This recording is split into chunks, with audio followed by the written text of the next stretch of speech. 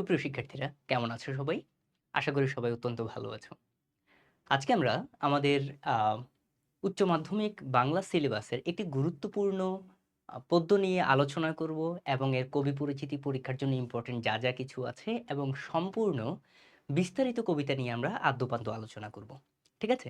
তো আমাদের আজকের আলোচনার মূল বিষয় হচ্ছে একটা বিখ্যাত কবিতা, বাংলা সাহিত্যের ১ম মহাকাব্যের একটি অংশ, সেটি হচ্ছে বিভীষণের প্রতি মেঘনাদ, মাইকেল মধুসূদন দত্ত কর্তৃক রচিত একটি কবিতা। তো কবিতাটা আমাদের ইন্টারমিডিয়েটের যে পরীক্ষা সিলেবাসে আছে, আমাদের শিক্ষার্থীদের মধ্যে মাঝে মাঝেই দেখা যায় যে কি অনেকে অনেক দ্বিধাদ্বন্দ্বের ভেতরে থাকো। এই কবিতাটা নিয়ে অনেকেই বলো যে ভেতরের শব্দগুলো একটু কঠিন বা বুঝতে অনেক সমস্যা হয়। তো চলো আজকে আমরা কতটুকু সহজে এটা সমাধান করা যায়, কতটুকু সহজে এটা পড়ে আমরা বুঝতে পারি তা নিয়ে আলোচনা করব। ঠিক আছে? তো চলো আমরা শুরু করি। তো প্রথমে খেয়াল করে দেখবে যে বিভীষণের প্রতি মেঘনাদ, মাইকেল মধুসূদন দত্ত। তো প্রথমেই হচ্ছে আমরা মাইকেল মধুসূদন দত্ত সম্পর্কে কিছু তথ্য জানবো, যেগুলো আমাদের পাঠ্য বইয়ে সংযুক্ত আছে। ঠিক আছে? তো প্রথমে খেয়াল করে দেখো মাইকেল মধুসূদন দত্ত, তার জন্ম হচ্ছে, মাইকেল মধুসূদন দত্তের জন্ম হচ্ছে 1824 খ্রিস্টাব্দের 25শে জানুয়ারি যশোর জেলার সাগরদাড়ি গ্রামে তিনি জন্মগ্রহণ করেন। তার পরবর্তীতে আমরা দেখি তার পিতামাতা। তার পিতামাতা হচ্ছে, পিতার নাম রাজনারায়ণ দত্ত এবং মায়ের নাম জাহ্নবী দেবী। এই দুইটা জিনিস একটু মাথায় রাখবে। মাঝে মাঝে দেখা যায় যে কি এই দুইটা ইনফরমেশন আমাদের বোর্ড পরীক্ষার হয়তো এমসিকিউতে আসে, অথবা কখনো কখনো দেখা যায় যে কি বোর্ড পরীক্ষা শেষ করলে আমাদের যে বিশ্ববিদ্যালয়ে ভর্তি পরীক্ষা আসে, সেখানেও এগুলো পরীক্ষায় এসে থাকে। তাই এটা একটু জেনে রাখার চেষ্টা করবে। আসি আমরা তার পরবর্তীতে মাইকেল মধুসূদন দত্তের শিক্ষা জীবন। মায়ের তত্ত্বাবধানে গ্রামে প্রাথমিক শিক্ষা সম্পন্ন করেন। 1833 সালে কলকাতার হিন্দু কলেজে প্রথম আহ, কলকাতার হিন্দু কলেজে সপ্তম শ্রেণীতে ভর্তি হন। 1843 খ্রিস্টাব্দে ধর্ম গ্রহণ করার পিতৃ প্রদত্ত খ্রিস্ট ধর্ম গ্রহণ করেন তিনি। 1843 খ্রিস্টাব্দে খ্রিস্ট ধর্ম গ্রহণ করায় পিতৃ প্রদত্ত অর্থাৎ তার বংশীয় বা তার বাবার দেওয়া যে নাম, তার নামের আগে মাইকেল শব্দটি যুক্ত করেন। তিনি হচ্ছে 1843 খ্রিস্টাব্দে তিনি হিন্দু ধর্ম থেকে খ্রিস্ট ধর্মে ধর্মান্তরিত হন। তখন তার নামের পূর্বে মাইকেল শব্দটি যুক্ত করে তার পুরো নাম হয় মাইকেল মধুসূদন দত্ত। তার পরবর্তীতে দেখি ধর্মান্তরিত হওয়ায় তাকে হিন্দু কলেজ পরিত্যাগ করে বিশপস কলেজে ভর্তি হতে হয়। এটা হচ্ছে তার শিক্ষা জীবন নিয়ে যে উত্থান পতনের যে ব্যাপারটা, এটা। তার পরবর্তীতে আসি তার যে সাহিত্য বৈশিষ্ট্য, তার সাহিত্যগুলোর বৈশিষ্ট্য কিরকম ছিল এটা আমরা একটু দেখি। ইংরেজি ভাষায় বেশ কিছু সাহিত্য রচনার পর তিনি বিদেশি ভাষার মোহ ত্যাগ করে মাতৃভাষায় সাহিত্য চর্চা শুরু করেন। দেশপ্রেম, স্বাধীনতার চেতনা তার সাহিত্যের প্রধান সুর। তার শ্রেষ্ঠ কীর্তি মেঘনাদ বধ। এখানে একটু উল্টা হয়েছে, মেঘনাদ বধ হবে, হ্যাঁ, এখানে আসবে দ। মেঘনাদ বধ কাব্য এ অমিত্রাক্ষর ছন্দের প্রয়োগ ঘটান। মাইকেল মধুসূদন দত্ত কর্তৃক যে প্রবর্তিত যে ছন্দ, সে ছন্দকে বলা হয় মেঘনাদ বধ ছন্দ। ঠিক আছে? ছন্দের কয়েক রকমের প্রকারভেদ আছে। এর ভেতরে মাইকেল মধুসূদন দত্ত অমিত্রাক্ষর ছন্দের প্রবর্তনটা করেন বাংলা সাহিত্যে বা বাংলা ছন্দের মধ্যে। তিনি বাংলা চতুর্দশপদী কবিতা এবং বা সনেটের প্রবর্তক এবং বাংলা নাটকের উদ্ভব যুগের শ্রেষ্ঠ নাট্যকার। আধুনিক যে বাংলা নাটক, এই আধুনিক বাংলা নাটকেরও প্রবর্তক বা জনক বলা হয় মাইকেল মধুসূদন দত্তকে। ঠিক আছে? তো চলো আমরা এর পরবর্তী অংশে তার যে সাহিত্যকর্ম যেগুলো আছে এগুলো আমরা একটু দেখে নিই। তার যে সাহিত্যকর্ম উল্লেখযোগ্য রচনা, মাইকেল মধুসূদন দত্তের শ্রেষ্ঠ কীর্তি অর্থাৎ তার সবচেয়ে শ্রেষ্ঠ যে কাব্য বা সাহিত্য যে রচনা, তা হচ্ছে মেঘনাদ বধ কাব্য। এটি হচ্ছে বাংলা সাহিত্যের প্রথম সনেট। বাংলা সাহিত্যের প্রথম সনেট বা আমরা বলতে পারি যে কি মহাকাব্য। বাংলা সাহিত্যের প্রথম সনেট বা মহাকাব্য সেটি হচ্ছে মেঘনাদ বধ কাব্য। ঠিক আছে? এই যে মহাকাব্য হচ্ছে মেঘনাদ বধ কাব্য। তারপর গীতিকাব্য কি কি আছে? ব্রজাঙ্গনা কাব্য, আহ চতুর্দশপদী কবিতাবলী, বীরাঙ্গনা। এই বীরাঙ্গনাটা হচ্ছে পত্রকাব্য। অর্থাৎ এই কবিতার মতো করেই পত্র বা পত্রটাই হচ্ছে কবিতার মতো করে পড়া হতো, তাই এটাকে বলা হচ্ছে পত্রকাব্য। তার কয়েকটা ইংরেজি যে কাব্য আছে সেগুলো হচ্ছে captive lady and vision of the past, আরেকটা হচ্ছে রিজিয়া। এর পরবর্তীতে আসি আমরা নাটকের বেলায়। মাইকেল মধুসূদন দত্তের যে নাটকগুলো রয়েছে তার মধ্যে কৃষ্ণকুমারী, এটি হচ্ছে বাংলা সাহিত্যের প্রথম সার্থক ট্র্যাজেডি নাটক। এটাকে বলবো আমরা সার্থক ট্র্যাজেডি নাটক। সার্থক ট্র্যাজেডি নাটক, হ্যাঁ, বাংলা সাহিত্যের প্রথম সার্থক ট্র্যাজেডি নাটক কৃষ্ণকুমারী। তার পরবর্তীতে আসে পদ্মাবতী, শর্মিষ্ঠা, মায়াকানন। এই মায়াকাননটা অসমাপ্ত, এটা সম্পূর্ণ করার আগেই হচ্ছে তিনি মারা যান। এর পরবর্তীতে এখানে একটা জিনিস খেয়াল রাখবা, পদ্মাবতী যদি নাটক বলা হয় তাহলে হচ্ছে মাইকেল মধুসূদন দত্ত, কিন্তু যদি বলা হয় কাব্য, পদ্মাবতী কাব্য, পদ্মাবতী কাব্য রচনা করছে হচ্ছে আলাওল। পদ্মাবতী কাব্য রচনা করছে আলাওল। আর যদি বলা হয় পদ্মাবতী নাটক তাহলে হবে মাইকেল মধুসূদন দত্ত। তার পরবর্তীতে আসি তার প্রহসন। দুইটা প্রহসন আছে, একেই কি বলে সভ্যতা এবং বুড়ো শালিকের ঘাড়ের রোগ, এই দুটি হচ্ছে তার প্রহসন। মাইকেল মধুসূদন দত্ত মৃত্যুবরণ করেন হচ্ছে 1873 সালের 29শে জুন, কলকাতায় মৃত্যুবরণ করেন। ঠিক আছে, তো এই হচ্ছে আমাদের কবি সম্পর্কে একটু সামান্য পরিমাণে তথ্য জানলাম। এখন আমরা কবির যেই কবিতা আছে আমাদের পাঠ্য বিভীষণের প্রতি মেঘনাদ, এই কবিতা সম্পর্কে আমরা কিছু কথাবার্তা বলবো, তার পরবর্তীতে আমরা মেইন কবিতায় চলে যাব। ঠিক আছে, তো চলো এখানে একটা জিনিস একটু আমরা খেয়াল রাখবো।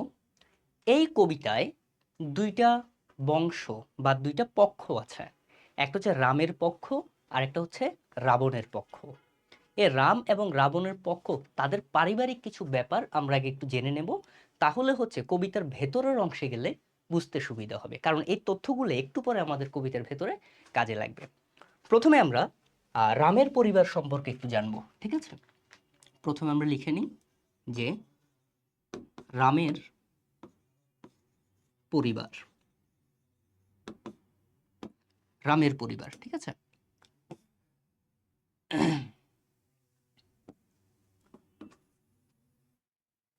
রামের পরিবার নিয়ে আমরা কথা বলতে গেলে প্রথমে একটা রামের যে বাবা তার নাম আসবে, তার নাম হচ্ছে রাজা রাজা দশরথ। এই যে রাজা দশরথ আছে তিনি হচ্ছেন অযোধ্যার রাজা, যে অঞ্চলের রাজা সেই অঞ্চলের নাম হচ্ছে অযোধ্যা। এই যে অযোধ্যা নগরীর রাজা হচ্ছে রাজা দশরথ। এই রাজা দশরথের হচ্ছে 3জন স্ত্রী ছিল, রাজা দশরথের 3জন স্ত্রী ছিল। ঠিক আছে, এই যে 3জন স্ত্রী, তাদের মধ্যে বড়জনের নাম হচ্ছে কৌশল্যা, বড়জনের নাম কৌশল্যা, মেজজনের নাম কৈকেয়ী, কৈকেয়ী, আর তৃতীয় জন যে আছে তার নাম হচ্ছে সুমিত্রা, সুমিত্রা। এখন এর পরবর্তীতে তাদের যে সন্তানাদি তাদের নামগুলো আমরা একটু জেনে রাখবো। এই যে কৌশল্যা যে আছে, কৌশল্যার ছেলের নাম হচ্ছে রাম, কৈকেয়ী যে আছে তার ছেলের নাম হচ্ছে ভরত, আর যে সুমিত্রা তার 2 ছেলে, এক ছেলের নাম হচ্ছে শত্রুঘ্ন,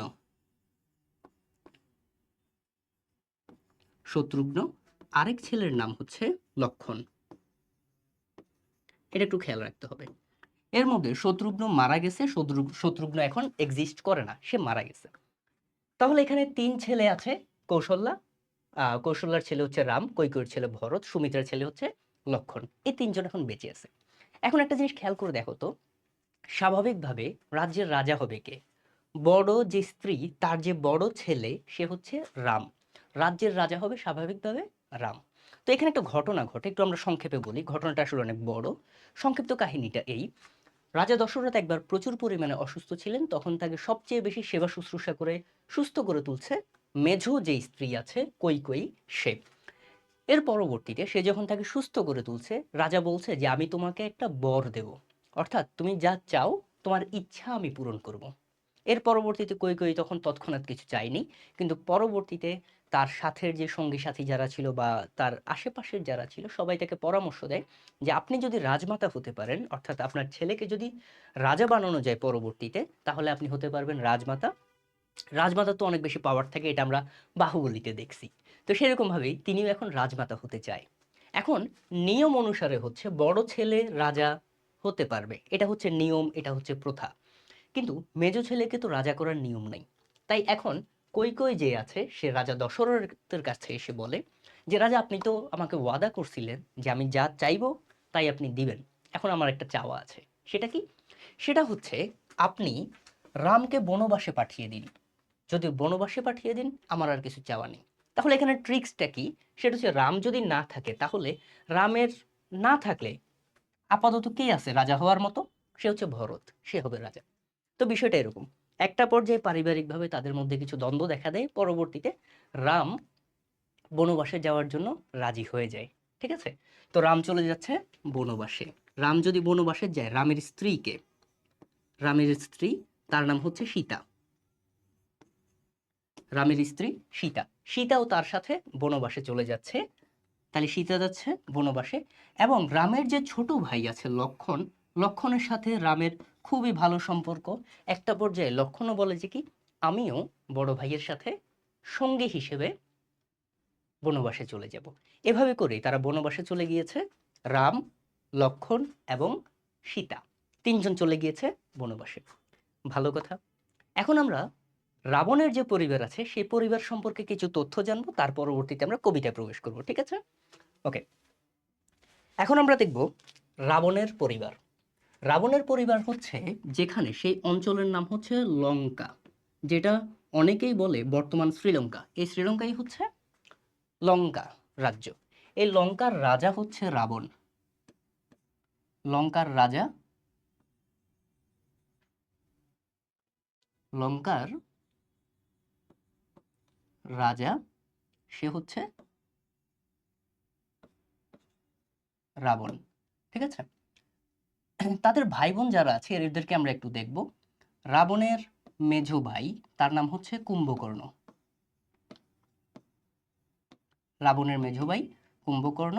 আর ছোট ভাই, সবচেয়ে ছোট, আমরা একটু নাম্বার দিই, বড়, দ্বিতীয়, সবার ছোট, তৃতীয়, তার নাম হচ্ছে বিভীষণ। সে হচ্ছে বিভীষণ। এখন এদের একটা বোন আছে। আচ্ছা, বোনের পাশটা আমরা 4 নাম্বারে রাখি। ঠিক আছে? বোনের নাম হচ্ছে শূর্পণখা। শূর্পণখা, এটা হচ্ছে কি? বোন। বোন হচ্ছে শূর্পণখা। এখন একবার কি হয়েছে, এখানে এদের মায়ের নাম হচ্ছে নিকষা। আমরা প্রত্যেকটা নামগুলো একটু মনে রাখার চেষ্টা করব, কারণ এগুলো আমাদের একটু পরে কাজে লাগবে। ঠিক আছে?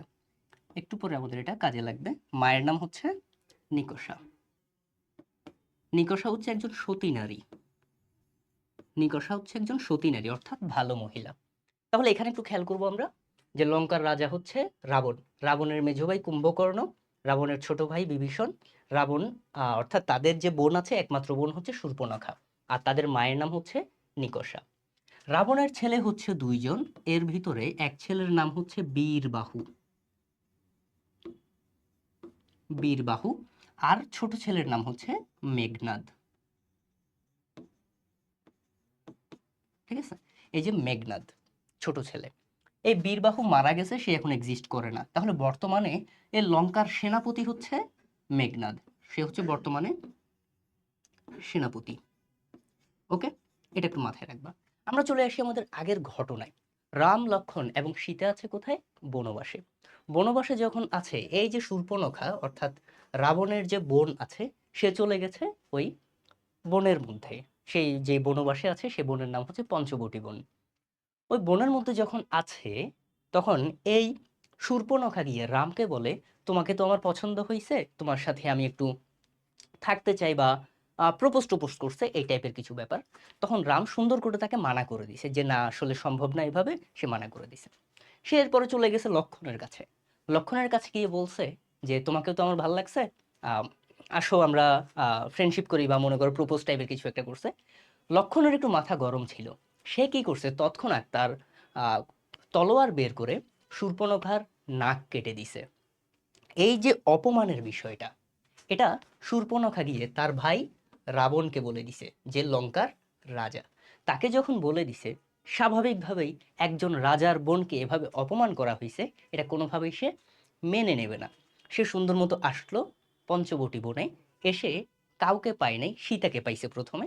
সে সীতাকে এখান দিক থেকে তুলে নিয়ে গেছে, যেটাকে বলা হয় সীতা হরণ। অর্থাৎ সীতাকে হরণ করা হয়েছে বা কিডন্যাপ করা হয়েছে, নিয়ে চলে গেছে। এই যে খেয়াল করে দেখো বর্তমানে যে সিচুয়েশনটা এখানে আমরা দেখতে পাচ্ছি, একদিকে রাবণ সীতাকে তুলে নিয়ে গিয়েছে, অন্যদিকে রাবণের বোনকে অপমানিত করা হয়েছে। এই যে বিষয়গুলা, যার কারণে রাম এবং রাবণের মধ্যে যুদ্ধ যুদ্ধ একটা পরিস্থিতি তৈরি হয়েছে। এই সময় সীতাকে উদ্ধার করার জন্য লঙ্কায় ডিরেক্টলি চলে গিয়েছে কে? রামের ছোট ভাই লক্ষণ। লক্ষণ সেখানে চলে গেছে। লক্ষণ যখন চলে গেছে, তাকে সহায়তা করছে এই যে বিভীষণ। বিভীষণ সহায়তা করছে সেখানে পৌঁছানোর জন্য। তো এখানে একটা ব্যাপার ঘটে, সেটা হচ্ছে যুদ্ধ যুদ্ধ যে পরিস্থিতি, এই সময় মেঘনাদ যে সেনাপতি, সে নিকুম্ভিলা যজ্ঞাগারে পূজা করতে যায়। এখানে সে মনে করো যে কি পূজা করছে, এটা হচ্ছে দরজা। এখানে একটা লোক লোক চলে আসে, সেই লোকটা হচ্ছে লক্ষণ। লক্ষণের হাতে ছিল অস্ত্র। এই যে অস্ত্র নিয়ে সে মেঘনাদকে এসে বলে, আসো আমরা যুদ্ধ করি। মেঘনাদ যখন এই যজ্ঞাগারে এসে পূজা করে, মায়াদেবীর যে অগ্নি পূজাটা করে, এই পূজাটা যদি সে সম্পূর্ণ করতে পারে, তাকে আর কেউ হারাতে পারে না। এখন সেই যজ্ঞ অবস্থায়, পূজা অবস্থায় তো সে অস্ত্র নিয়ে আসে নাই। সে এই পূজাটা সম্পূর্ণ করার আগেই লক্ষণ এসে বলে যে আসো আমরা যুদ্ধ করি। ব্যাপারটা তো এইভাবে হয় না, যুদ্ধের তো এভাবে কোনো নিয়ম নাই। তাছাড়া কথা হচ্ছে মেঘনাদের হাতে অস্ত্র নাই, অন্যদিকে লক্ষণ অস্ত্র নিয়ে এসে বলতেছে যুদ্ধ করি। তখন মেঘনাদ আসলে চিন্তা করতেছে যে এটা আসলে কিভাবে সম্ভব। তাছাড়া এত বড় রাজ্যের মধ্যে লক্ষণ কিভাবে প্রবেশ করলো। তখনই সে দরজার পাশে তাকিয়ে দেখে যে কি, এই যে এখানে তার চাচা বিভীষণ দাঁড়ানো। তখনই মেঘনাদ বুঝতে পারে যে এখানে আসলে সে কিভাবে প্রবেশ করলো। প্রবেশ করছে বিভীষণের সহায়তায়, লক্ষণ মূলত এখানে প্রবেশ করছে। এই যে নিজের চাচা, আপন চাচা, তার ভাতিজাকে হত্যা করার জন্য বাহিরের পক্ষের লোক নিয়ে আসলো। এই যে একটা রাগ, কষ্ট মেঘনাদের মধ্যে আসছে, তখন এই মেঘনাদ তার চাচার প্রতি কিছু কথাবার্তা বলে, চাচা সেগুলো উত্তর দেয় বিভীষণ। এই যে বিভীষণ আর মেঘনাদের মধ্যে যে কথোপকথন হয়, এটাই মূলত আমাদের আজকের কবিতার অংশ, বিভীষণের প্রতি মেঘনাদ। তো চলো আমরা শুরু করি আমাদের আজকের কবিতা। আমরা মেইন কন্টেন্টে চলে যাব। আশা করি এখান থেকে বুঝতে পারছো, আর এই ঘটনাটা যারা বুঝতে পারছো তারা ডিরেক্টলি এখন কবিতা আমরা পড়বো। আর যারা বুঝতে পারোনি, একটু স্কিপ করে আগের ঘটনাটা একটু শুনে আসো, ঠিক আছে? তাহলে অনেকটুকু তোমাদের জন্য সহজ হবে। তো চলো আমরা শুরু করি। আমরা কবিতায় যাব, কবিতাটা আমরা পড়বো। এতক্ষণে অরিন্দম কহিলা বিষাদে। এতক্ষণে মানে এইমাত্র। অরিন্দম, অরিন্দম শব্দের অর্থ হচ্ছে অরিকে দমন করে যে। অরিহট শব্দের অর্থ হচ্ছে শত্রু। এই অরিন্দম বলতে বোঝায় মেঘনাদকে। মেঘনাদ, অরিন্দম হচ্ছে কে? মেঘনাদ। তোমরা খাতায় একটা পেজের মধ্যে এই নামগুলো আলাদা করে নোট করে রাখবা, কার নাম আমরা কোনটা বলছি। মনে করো লক্ষণ লিখলা, লক্ষণের আন্ডারে অরিন্দম শব্দটা লিখে রাখবা, কারণ এভাবে করে আমরা অনেকগুলা শব্দ পাবো নতুন নতুন নামে। ঠিক আছে? তো চলো আমরা শুরু করি। এতক্ষণে অরিন্দম কহিলা বিষাদে, অর্থাৎ এই মাত্র, এখন। অরিন্দম অর্থাৎ মেঘনাদ, কহিলা মানে বলল, বিষাদে, বিষাদে শব্দের অর্থ হচ্ছে কষ্টের দ্বারা, কষ্টের দ্বারা। অর্থাৎ এইমাত্র মেঘনাদ কষ্টের দ্বারা কথাটা বলছে। কি বলছে? জানিনু কেমনে আসি লক্ষণ পশিল রক্ষপুরে। জানিনু মানে জানলাম, কেমনে আসি অর্থাৎ কিভাবে এসে লক্ষণ পশিল রক্ষপুরে। এখানে পশিল শব্দের অর্থটা লিখে রাখো, প্রবেশ করলো, প্রবেশ করলো রক্ষপুরে। রক্ষপুরে মানে রাক্ষসদের নগরীতে। এটা আমরা লিখে রাখবো পাশে, রাক্ষসদের নগরীতে, অর্থাৎ এটা কোথায়? লঙ্কায়। লঙ্কায়, হ্যাঁ, তাহলে লঙ্কায় প্রবেশ করলো। তখন সে বলতেছে, হায় তাত উচিত কি তব এ কাজ। তাত শব্দের অর্থ হচ্ছে বাবা, এখানে চাচাকে বাবা অর্থে বলতেছে, ঠিক আছে? চাচাকে বাবা হিসেবে সম্বোধন করা হচ্ছে, চাচাকে বাবা হিসেবে সম্বোধন করা হচ্ছে। মেঘনাদ বলতেছে, হায় তাত উচিত কি তব এ কাজ, অর্থাৎ তোমার কি এই কাজটা করা উচিত হয়েছে? তব শব্দের অর্থ হচ্ছে তোমার, অর্থাৎ বলতেছে তোমার কি এই কাজটা করা উচিত হয়েছে? তোমার নিজের ভাতিজাকে হত্যা করার জন্য বাহিরে থেকে যে তুমি শত্রুপক্ষকে নিয়ে আসলে। তখন সে বলতেছে তার বংশ সম্পর্কে, ঘরের যেই আহ, যাদের সাথে যে সম্পর্ক এদের কথা। নিকষা সতী তোমার জননী, মেঘনাদ তার চাচাকে বলতেছে, নিকষা আমরা একটু আগে দেখে আসছিলাম রাবণের মায়ের নাম কি, মেঘনাদের মায়ের নাম কি সেটাই। নিকষা হচ্ছে একজন সতী নারী যে তোমার জননী, তোমার মা। নিকষা সতী তোমার জননী, সহোদর রক্ষশ্রেষ্ঠ, সহোদর মানে হচ্ছে ভাই, সহোদর শব্দের অর্থটা এখানে পাশে লিখে রাখো, ভাই। রক্ষশ্রেষ্ঠ, এই রক্ষশ্রেষ্ঠকে, রক্ষশ্রেষ্ঠ হচ্ছে রাবণ, অর্থাৎ রাক্ষসদের শ্রেষ্ঠ, রাক্ষসদের রাজা। তারপরে দেখো, শুলিশুম্ভুনিব কুম্ভকর্ণ, কুম্ভকর্ণ কে ছিল মনে আছে? সে হচ্ছে রাবণের মেজ ভাই। তার হাতে ত্রিশূল থাকে, শুলিশুম্ভুনিব, কারণ তার হাতে কি থাকে? ত্রিশূল থাকে, তাই তাকে বলা হয় শুলিশুম্ভুনিব। কুম্ভকর্ণ। তারপরে দেখো কি বলছে, ভাতৃপুত্র বাসব বিজয়ী, অর্থাৎ ভাতৃপুত্র মানে কি? ভাইয়ের ছেলে। ভাইয়ের ছেলে কি? বাসব বিজয়ী, অর্থাৎ সে বাসবকে পরাজিত করছে, তাই মেঘনাদকে বলা হয় বাসব বিজয়ী। তাহলে এই বাসব বিজয়ী কার নাম? বাসব বিজয়ী হচ্ছে মেঘনাদের নাম। আমরা প্রত্যেকটা শব্দই দেখো একদম ব্যাখ্যা বিশ্লেষণ করে পড়ার চেষ্টা করতেছি, তোমরাও পাঠ্য বইয়ে এভাবে করে নোট করে ফেলবে, দেখবে অনেক কিছু সহজ হয়ে যাবে। হ্যাঁ, আমরা তারপরে যাই। ভাতৃপুত্র মানে কি? ভাইয়ের ছেলে। সে কে? রাবণের ছেলে মেঘনাদ, বাসব বিজয়ী। তারপরে বলছে, নিজ গৃহপথ তাত দেখাও তস করে। গৃহপথ মানে ঘরের পথ, তাত শব্দের অর্থ হচ্ছে চাচা বা বাবা। দেখাও তস্করে, তস্কর শব্দের অর্থ হচ্ছে চোর, তস্কর শব্দের অর্থ হচ্ছে চোর, এখানে লক্ষণকে বোঝাচ্ছে, ঠিক আছে? তো এই নামগুলো মনে রাখতে হবে কাকে কোন শব্দ দ্বারা আসলে উল্লেখ করা হচ্ছে। তাহলে তস্কর শব্দের অর্থ কি? চোর। কাকে বোঝানো হচ্ছে? লক্ষণকে। তাহলে খেয়াল করে দেখো, আমরা কবিতার প্রত্যেকটা লাইন আরেকবার একটু পড়ে যাব, খেয়াল করবা কোনো সমস্যা আছে কিনা। দেখো, এতক্ষণে অরিন্দম কহিলা বিষাদে, জানিনু কেমনে আসি লক্ষণ পশিল রক্ষপুরে। হায় তাত উচিত কেতব এ কাজ, নিকষা সতী তোমার জননী, সহদর রক্ষশ্রেষ্ঠ। শুলিশুম্ভনিবু কুম্ভকর্ণ, ভাতৃপুত্র বাসব বিজয়ী, নিজ গৃহপথ তাত দেখাও তস করে। তারপরে যাব আমরা। তারপরে বলছে, চণ্ডালে বসাও আনি রাজার আলয়ে। চণ্ডালে, চণ্ডাল শব্দের অর্থ হচ্ছে নিম্ন শ্রেণীর মানুষ বা নিম্ন শ্রেণীর হিন্দু বলা হয় আর কি। নিম্ন শ্রেণী জাস্ট লিখে রাখি, ঠিক আছে? নিম্ন শ্রেণীর মানুষ বা নিম্ন শ্রেণীর সম্প্রদায়। চণ্ডালে বসাও আনি রাজার আলয়, তুমি একটা নিম্ন শ্রেণীর হিন্দু বা নিম্ন শ্রেণীর মানুষকে তুমি রাজার আলয়ে নিয়ে আসছো। সাধারণভাবে খেয়াল করে দেখো, রাজাদের যে আলয় মানে ঘর, প্রাসাদ, সেখানে আসবে কারা? অবশ্যই উচ্চ বংশীয় যারা, তারা আসবে। কিন্তু এখানে বলা হচ্ছে তাকে অবজ্ঞা অর্থে চণ্ডাল। চণ্ডালে বসাও আনি রাজার আলোয়, কিন্তু নাহি গঞ্জি তোমার। গঞ্জি শব্দের অর্থ হচ্ছে তিরস্কার, গঞ্জি শব্দের অর্থ লিখো তিরস্কার। কিন্তু নাহি গঞ্জি তোমার, গুরুজন তুমি, তারপরেও তোমাকে আমি তিরস্কার করি না, তুমি আমার জন্য গুরুজন। পিতৃতুল্য, আমার কাছে পিতার মতো। ছাড়ো দ্বার, দ্বার শব্দের অর্থ কি? দরজা, দ্বার শব্দের অর্থ হচ্ছে দরজা। যাব অস্ত্রাগারে, পাঠাইব রামানুজে সমন ভবনে। এই শব্দটা একটু খেয়াল করে দেখো, একটু সন্ধি বিচ্ছেদ করে আমরা দেখব। এটা হচ্ছে রাম যোগ অনুজ,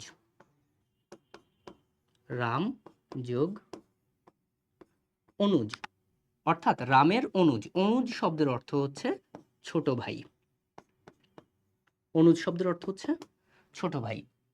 পাঠাইব রামানুজে, অর্থাৎ রামের ছোট ভাই অর্থাৎ লক্ষণকে পাঠাবো কোথায়? সমন ভবনে। সমন ভবনে মানে কোথায়?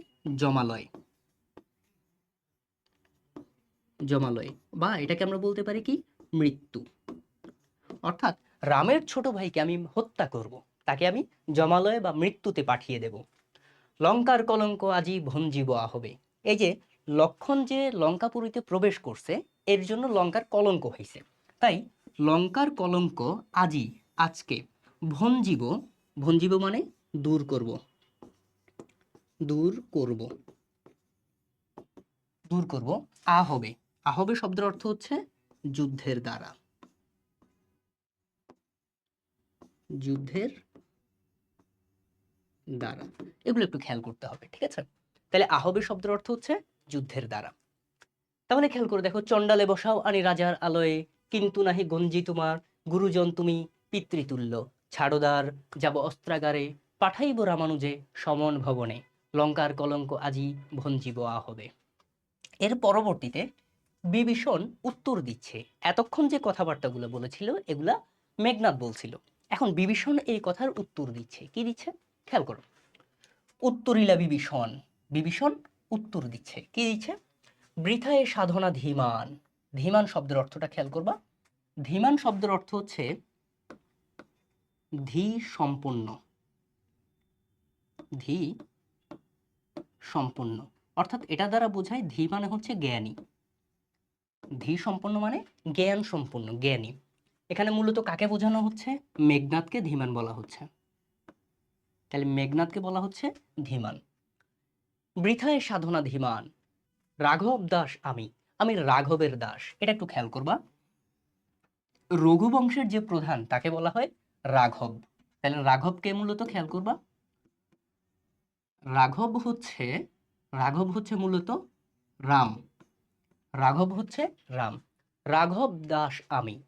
বিভীষণ বলছে যে আমি হচ্ছি রাঘবের অর্থাৎ রামের দাস। কি প্রকারে তাহার বিপক্ষ কাজ করিব রক্ষিতে অনুরোধ। আমি তো রামের দাস, আমি কিভাবে তোমার অনুরোধ রক্ষা করতে গিয়ে রামের বিপক্ষে কাজ করব। এই কথাটাই বলছে। কি প্রকারে তাহার বিপক্ষ কাজ করিব রক্ষিতে অনুরোধ। তোমার অনুরোধ রক্ষা করতে কিভাবে আমি রামের বিপক্ষে কাজ করব, আমি তো রামের দাস। স্বাভাবিকভাবে তুমি চিন্তা করে দেখো, যখন ভাতিজাকে হত্যা করার জন্য চাচা বাহিরে থেকে লোক নিয়ে আসছে আর আপন লোককে হত্যা করার জন্য বলছে, তাহলে মেঘনাদের মনের অবস্থাটা কেমন হয়? বুঝতে পারতেছো অবস্থাটা? আচ্ছা, আমরা তার পরবর্তী অংশে আসি। এই যে ব্যাপারটা, এই অংশে দেখবা যে কি মেঘনাদের আসলে প্রচুর খারাপ লাগে, একটা আসলে কষ্ট তৈরি হয়। আমার নিজের চাচা আমাকে হত্যা করার জন্য বাহিরে থেকে লোক আনলো, এটা কত বড় একটা কষ্টের কথা। খেয়াল করবো আমরা এরপরে। উত্তরিলা কাতরে রাবণী। উত্তরিলা মানে উত্তর করলো, কাতরে মানে কষ্টের সাথে। রাবণী শব্দের অর্থ হচ্ছে রাবণের ছেলে। তাহলে রাবণের ছেলে কে? সে হচ্ছে মেঘনাদ। রাবণের ছেলে হচ্ছে মেঘনাদ, তাই মেঘনাদকে আমরা রাবণী বলে ডাকবো। তাহলে রাবণী হচ্ছে কি মেঘনাদ, এটা একটু মাথায় রাখতে হবে। রাবণী বলছে, হে পিতৃব্য, যে পিতার মতো, তুমি তো আমার পিতার মতো। তব বাক্যে ইচ্ছে মরিবারে। তব শব্দের অর্থ হচ্ছে তোমার। তোমার এই বাক্যের দ্বারা আমার ইচ্ছে করছে আমি মারা যাই। তব বাক্যে ইচ্ছে মরিবারে। রাঘবের দাস তুমি, তুমি কিভাবে এ কথাটা বললা? তুমি রাঘবের দাস। কেমনে ও মুখে আনিলে এ কথা, তা তো কহতা দাসেরে। মেঘনাদ নিজেকে সবচেয়ে ছোট ভাবে এখানে প্রেজেন্ট করতেছে, কোনো অহংকার না রেখে। তাই সে নিজেকে দাস বলে পরিচয় দিচ্ছে। একটা জিনিস এখানে মনে রাখবা, দাস হচ্ছে, দাস হচ্ছে মেঘনাদ, আর রাঘব দাস, রাঘব দাস, এই রাঘব দাস হচ্ছে বিভীষণ। এটা একটু মাথায় রাখবা। রাঘব দাস হচ্ছে বিভীষণ, এটা একটু মাথায় রাখতে হবে। হ্যাঁ, তাইলে বলতেছে যে কহতা তো দাসেরে, কহতা দাসেরে।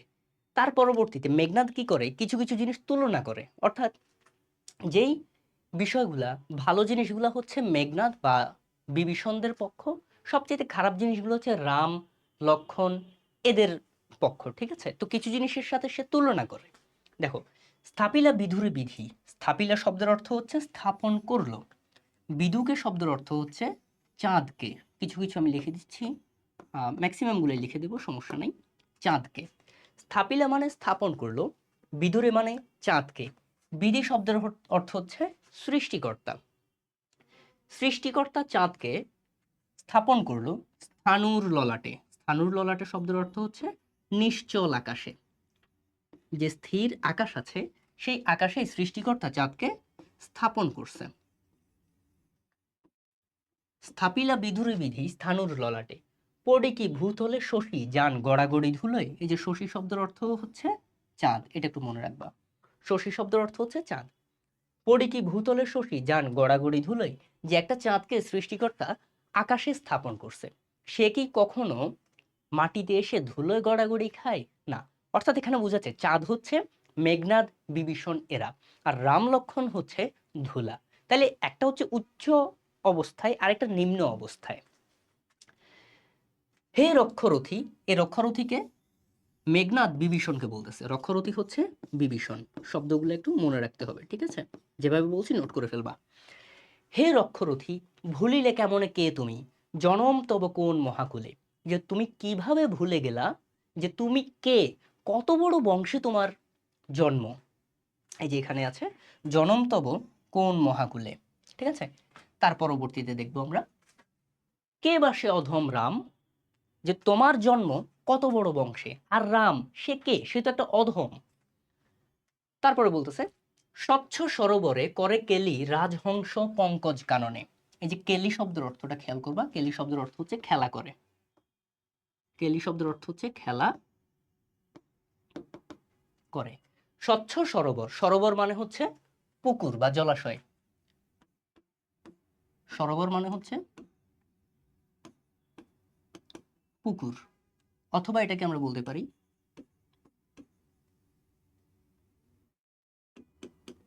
জলাশয়। যে একটা পরিষ্কার পুকুরে, জলাশয়ে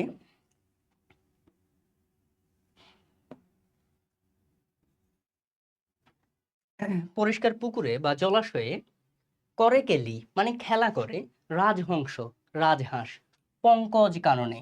পঙ্কজ কাননে শব্দের অর্থ হচ্ছে পদ্ম ফুলের বাগানে। পঙ্কজ শব্দের অর্থ হচ্ছে পদ্ম ফুল, পদ্ম ফুলের বাগানে। রাজহংস পঙ্কজ কাননে। তারপরে বলতেছে, যায় কি সে কভু প্রভু পঙ্কিল সলিলে, যে সে কি কখনো একটা কাদাযুক্ত পানিতে যায়। এখানে খেয়াল করবো আমরা অর্থগুলা। যায় কি সে কভু, সে কি কখনো যায় প্রভু। এ প্রভু বলছে কাকে? প্রভু হচ্ছে বিভীষণ। বিভীষণকে বলা হচ্ছে প্রভু। বিভীষণ হচ্ছে প্রভু। পঙ্কিল সলিলে, পঙ্কিল সলিলে শব্দের অর্থ হচ্ছে কি? পঙ্কিল সলিলের শব্দের অর্থ হচ্ছে কাদাযুক্ত পানি। কাদাযুক্ত পানি। সলিল শব্দের অর্থ হচ্ছে পানি, পঙ্কিল মানে কাদাযুক্ত। শৈবাল দলের ধাম অর্থাৎ শ্যাওলাযুক্ত। শৈবাল শব্দের অর্থ হচ্ছে শ্যাওলা। অর্থাৎ চাচা বিভীষণকে মেঘনাদ বলতেছে যে একটা রাজহাঁস পরিষ্কার পদ্ম ফুলের বাগানের মধ্যে খেলা করে, সে কি কখনো শ্যাওলাযুক্ত কাদাযুক্ত ময়লা পানিতে গিয়ে খেলা করে। অর্থাৎ এখানে তুলনা দেওয়া হচ্ছে, বুঝতেছো তো কি বলতেছে।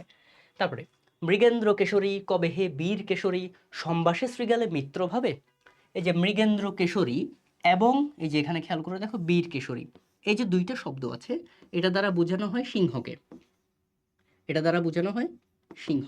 অর্থাৎ মৃগেন্দ্র কেশরী কবে হে বীর কেশরী, সম্ভাষে অনুরোধে, শৃগালে মিত্রভাবে। শৃগালের শব্দের অর্থ হচ্ছে শিয়াল।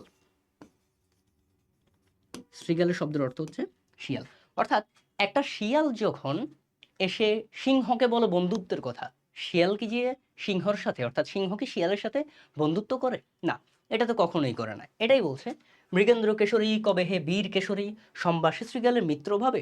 অজ্ঞ দাস, আমরা আগে বলছি দাস বলতে কাকে বোঝায়? দাস বলতে বোঝায় মেঘনাদকে। অজ্ঞ শব্দের অর্থ হচ্ছে মূর্খ।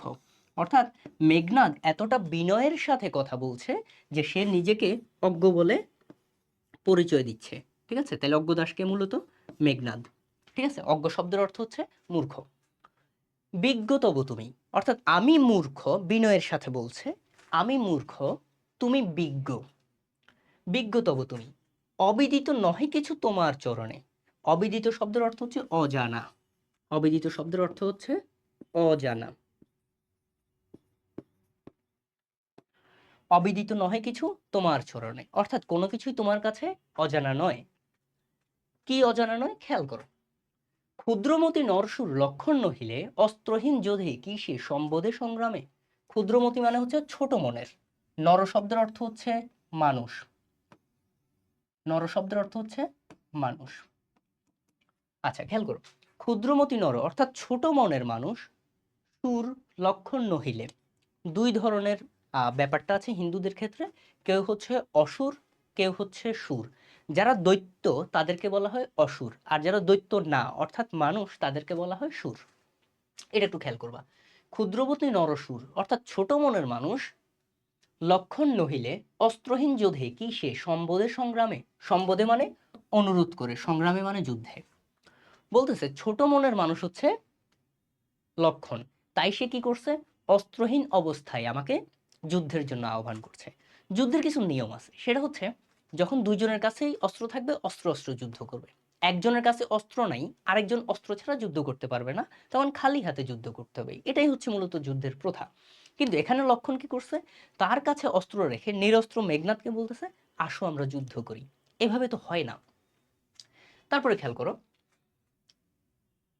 কহ মহারথী, অর্থাৎ বলো তুমি। মহারথী কাকে বলা হচ্ছে, বিভীষণকে। যে খুব ভালোভাবে রথ পরিচালনা করে তাকে বলা হয় মহারথী। বিভীষণ, ঠিক আছে, মহারথী হচ্ছে বিভীষণ। বলতেছে চাচাকে, কহ মহারথী, এ কি মহারথী প্রথা, যে তুমি বলো, তুমি তো একজন বীর যোদ্ধা। বিভীষণ একজন ভালো যোদ্ধা ছিল, তুমি তো একজন বীর যোদ্ধা। এটা কি মহারথী প্রথা, এটা কি একজন ভালো যোদ্ধার কোনো নিয়ম, তার কি এরকম কোনো বৈশিষ্ট্য হয়? এটা ভাবে তো হয় না। এ কি মহারথী প্রথা, নাহি শিশু লঙ্কাপুরে শুনি না হাসিবে এ কথা। অর্থাৎ অস্ত্রহীন অবস্থায় আমাকে বলতেছে আসো আমরা যুদ্ধ করি। এই কথাটা শুনে লঙ্কায় এমন কোনো শিশু নেই যে হেসে দেবে না, অর্থাৎ শিশুরা শুনেও হাসাহাসি করবে। না হাসিবে এ কথা, ছাড়ো পথ, আসিব ফিরিয়া এখনই। অর্থাৎ তুমি পথ ছেড়ে দাও, আমি এখনই ফিরে আসব। দেখিব আজি, আজকে আমি দেখে নেব, কোন দেব বলে, কোন দেবতার শক্তিতে। দেব বলে মানে হচ্ছে দেবতার শক্তিতে। দেব বলে মানে হচ্ছে দেবতার